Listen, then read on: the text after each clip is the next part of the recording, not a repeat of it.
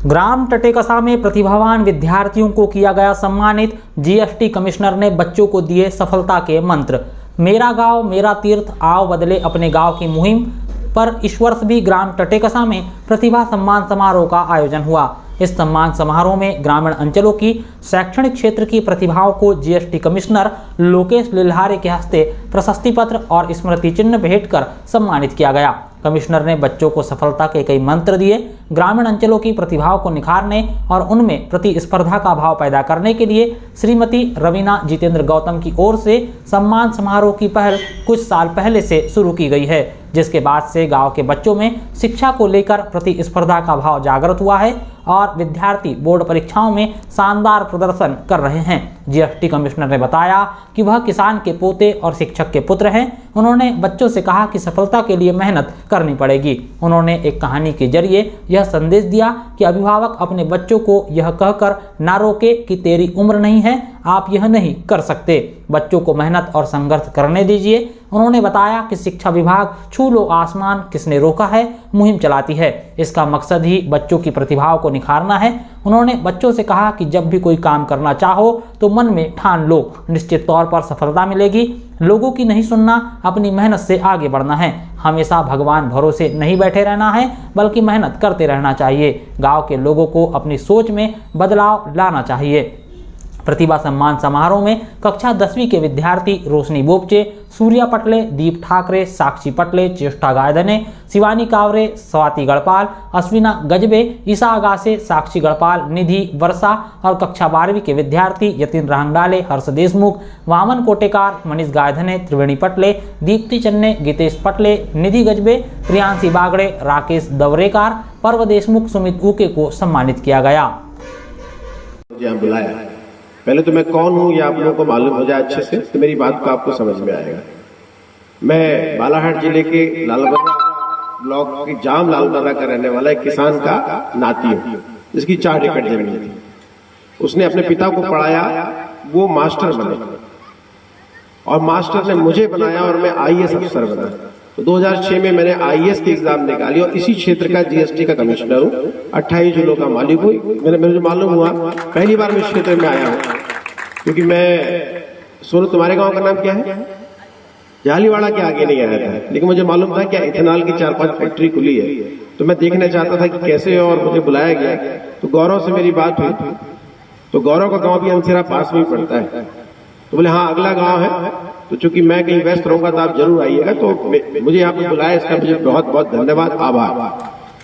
अब जब मैं बहुत अच्छा बोल रहे थे और मुझे लगता है कि आपकी बातें ही पूरी बातें थी, मुझे आगे बोलने की बात नहीं है, लेकिन मैं 2-3 चीजें आप लोगों को ऐड करना चाहूंगा जो बच्चे बैठे हैं। कि आखिर एक किसान का नाती इतना बड़ा अधिकारी कैसे बन गया, इस बड़े क्षेत्र में कैसे रहेगा। तो 2 लाइनें मेरे दिमाग में हमेशा रहती थी बच्चों।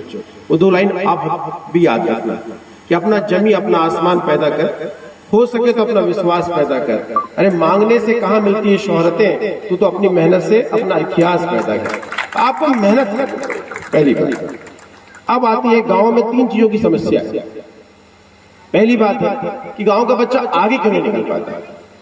हमारा 90% आज भी 85% करीब आज भी गांव में रहता है, लेकिन जब भी हम रिजल्ट देखते हैं तो गांव के बच्चे आगे नहीं निकल पाते। उसका रीजन क्या है? आप लोगों ने टायर चलाया बचपन में, मेरे ख्याल से आप लोग बुजुर्गों ने टायर चलाया है। तो एक गांव में ऐसी, मैं भी एक कहानी सुनाता हूँ, भाई साहब सुना रहे थे, मुझे भी अचानक से कहानी याद आ गई। एक गांव में 6 साल और 8 साल का बच्चा होता है, वो टायर चलाते चलाते खेत के पीछे जाते हैं। पुराने जमाने में बावड़ी हुआ करती थी, सूखे, गर्मियों में सूख जाया करती थी। तो जून का मौसम था, बावड़ी सूख गई, उसमें से 8 साल का बच्चा उसमें गिर गया। 6 साल का बच्चे ने देखा कि चारों ओर कोई नहीं है। उसे मालूम है कि कुएं में किसी भी चीज को निकालना है तो रस्सी डालिए, बाल्टी डालिए और खींच लीजिए। तो रस्सी डालता, बाल्टी डालता और खींचता है। वो दोनों बाहर निकल आते हैं, दोनों के कपड़े गंदे हो जाते। एक नीचे गिर गया था और एक ने रस्सी से बाहर निकाला। इस प्रकार की पंचायत लगी होती है। जैसी पंचायत की तरफ आते हैं तो लोग पूछते हैं कि क्या हो गया था।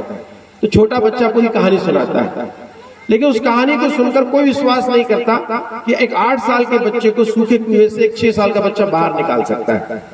लेकिन वहां पे एक हमारे जैसे बुजुर्ग, जैसे मंच में बैठे हैं वैसे एक बुजुर्ग बैठे हैं, वो कहते नहीं ऐसा हो सकता है। तो पूरे गांव के लोग पूछते हैं कि ऐसा कैसे हो सकता है।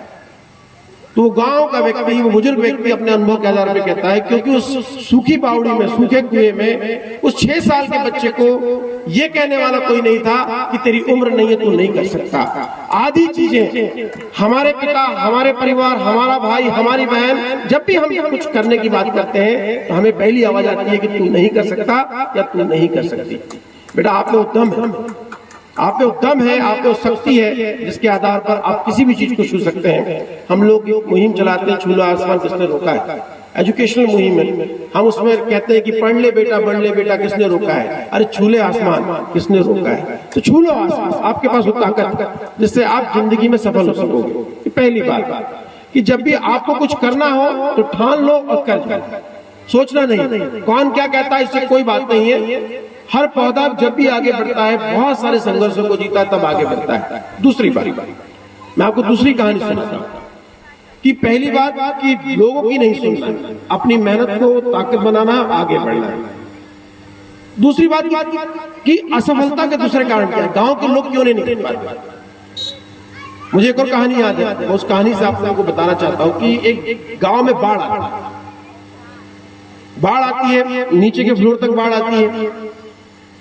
प्रशासन नाव भेजता है, सब लोगों को बाहर निकाला जाता है गांव से, लेकिन एक व्यक्ति होता है जिसे प्रशासन के लोग बुलाते हैं कि आ जाओ, और वो मना कर देता है कि नहीं मैं नहीं आऊंगा। बोले तुम आ क्यों नहीं रहे हो? बोले मैं भगवान की पूजा करता हूं, बाढ़ से मेरे भगवान मुझे बचाएंगे। बाढ़ और बढ़ जाती है, उसका 2 फ्लोर का घर रहता है, फर्स्ट फ्लोर तक आती है।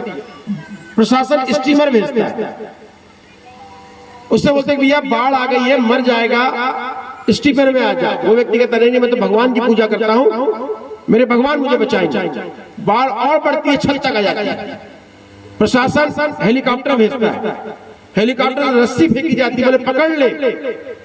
बोले नहीं मुझे नहीं पकड़ना है, बोले मेरे भगवान बचाएंगे। सीढ़ी फेंकी जाती है हेलीकॉप्टर से, बोले चढ़ जा। वो बोलता नहीं मैं नहीं चढ़ूंगा, मेरे भगवान बचाएंगे। अचानक से और बाढ़ बढ़ती है और वो बाढ़ में बह जाता है। जैसे ऊपर जाता है, भगवान दिखते हैं, उसको दौड़ के जाता है, भगवान के चरणों में जाता है और भगवान पूछते हैं और भक्त क्या हाल है तेरे? तो भक्त कहता बहुत अच्छा हूं, लेकिन भगवान आपसे शिकायत है। बोले क्या शिकायत है? बोले मैं आपकी इतनी पूजा करता था और मुझे भयंकर विश्वास था कि जब भी मुझे कोई संकट आएगा तो आप मुझे बचाओगे। तो भगवान का जवाब सुनना, भगवान ने बोला देख बेटा, जब बाढ़ नीचे तक थी मैंने प्रशासन को नाव लेके भेजा, जब बाढ़ थोड़ी सी बढ़ गई मैंने स्टीमर लेके भेजा, जब बाढ़ छत तक आ गई मैंने हेलीकॉप्टर भेजा। तेरे बाप राज ने कभी हेलीकॉप्टर देखा था? बोला रस्सी फेंका, बोला पकड़ ले, सीढ़ी फेंका, बोला चढ़ जा। तू पकड़ना ही नहीं चाहता, तू अपने लक्ष्य पे चढ़ना नहीं चाहता, तो मैं क्या, मेरे जैसे हजारों भगवान आ जाएंगे ना तो तुझे बचा नहीं पाएगा। ये ध्यान रखना, पहला कारण कि लोगों से हम प्रभावित होते हैं और हम काम नहीं कर पाते। दूसरा कारण हम मेहनत नहीं करते, हम भगवान भरोसे भी, भगवान भरोसे, भगवान आपके भरोसे बैठा है और आप भगवान भरोसे बैठे हो तो बड़ा बदलाव नहीं आएगा। तो आपको मेहनत करनी पड़ेगी, आपको संघर्ष करना पड़ेगा, तो आप में बदलाव आएगा।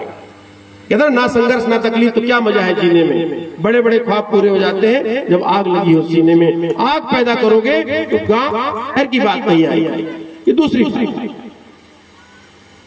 हमें पहली बात नहीं सुननी है, दूसरी बात मेहनत करनी है, तीसरी बात असफलता का, गांव की असफलता की रेशियो का बहुत बड़ा कारण हमारी सोच। पूरे जितने लोग बैठे, आप बताइए गांव में पुरुष शराब पीता है कि महिला शराब पीती है?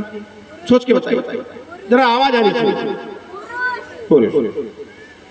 आप बताइए कि बीड़ी पुरुष पीता है कि महिला पीती है? सिगरेट पुरुष पीता है कि महिला पीती है? जुआ सट्टा पुरुष खेलता है कि महिला खेलती है? और 6 बजे के बाद कोई घर से नहीं निकलेगा, इसका रिस्ट्रिक्शन पुरुषों के पास है कि महिलाओं के पास?